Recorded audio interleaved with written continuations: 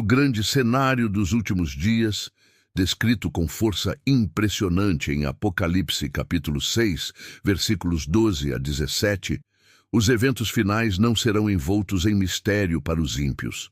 Eles não perguntarão o que está acontecendo, tampouco buscarão culpados ou respostas ocultas.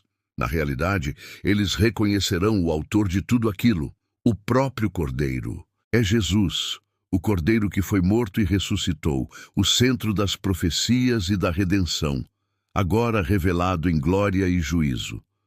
Quando os céus se recolherem como um pergaminho e as estrelas caírem como figos verdes de uma figueira sacudida, eles clamarão por rochas e montanhas para que os escondam da ira do Cordeiro.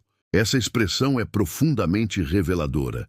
Eles sabiam quem era Jesus, estavam cientes do Evangelho, conheciam o Cordeiro que tira o pecado do mundo, como está escrito em João, capítulo 1, versículo 29.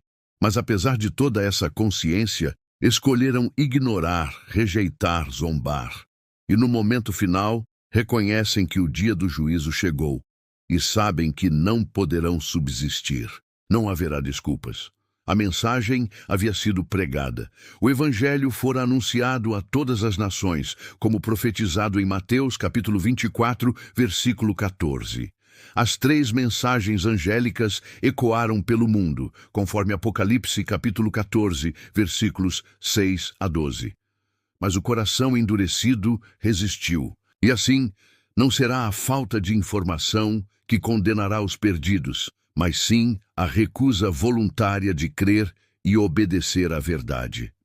Jesus, com sabedoria divina, apontou para a história do dilúvio como uma advertência clara sobre os perigos da indiferença espiritual. Em Mateus, capítulo 24, versículos 36 a 44, ele nos lembra que, nos dias de Noé, as pessoas comiam, bebiam, casavam-se e davam-se em casamento, até o dia em que Noé entrou na arca, e não perceberam até que veio o dilúvio e os levou a todos.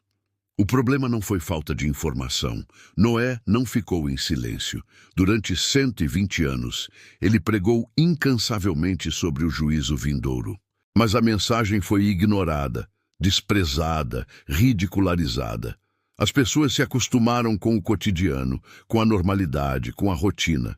O anúncio do fim soava como loucura. Hoje, vemos o mesmo padrão. A mensagem do Evangelho é proclamada, mas muitos continuam vivendo como se nada estivesse para acontecer. A cada ano que passa sem a volta de Jesus, cresce o número de escarnecedores que dizem: onde está a promessa da sua vinda? Conforme alertado por Pedro em sua segunda carta, capítulo 3, versículos 3 e 4. Eles argumentam que tudo permanece como sempre foi, mas essa aparente demora não é esquecimento, é misericórdia. Deus não quer que ninguém se perca, mas que todos cheguem ao arrependimento. Como afirma a segunda carta de Pedro, capítulo 3, versículo 9, a vinda de Cristo não tardará mais do que o necessário. E quando vier, será como nos dias de Noé, repentina, decisiva e impossível de ignorar.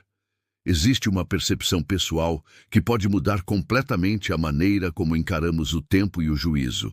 A morte transforma qualquer espera em algo instantâneo. Para os salvos e para os perdidos, a volta de Jesus será subjetivamente imediata após a morte. Não importa quantos séculos se passem na história da Terra, para aquele que dorme no pó, o próximo evento será o despertar. Seja para a vida eterna ou para a vergonha e desprezo eterno, conforme Daniel capítulo 12, versículo 2. Isso muda tudo. A aparente demora da volta de Cristo, que leva muitos a relaxar espiritualmente, é anulada por essa verdade. A vida é breve, frágil, passageira. O tempo é um sopro.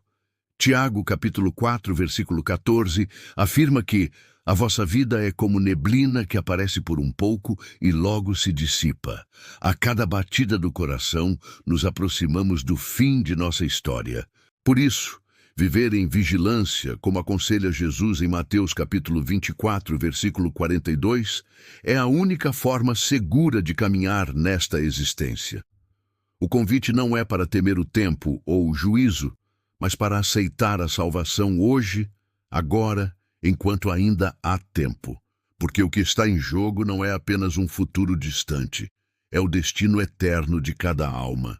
E quando o céu se abrir e o Cordeiro surgir em glória, que não sejamos daqueles que clamam por montanhas para se esconder, mas sim daqueles que exclamam: eis que este é o nosso Deus, a quem aguardávamos, conforme Isaías, capítulo 25, versículo 9.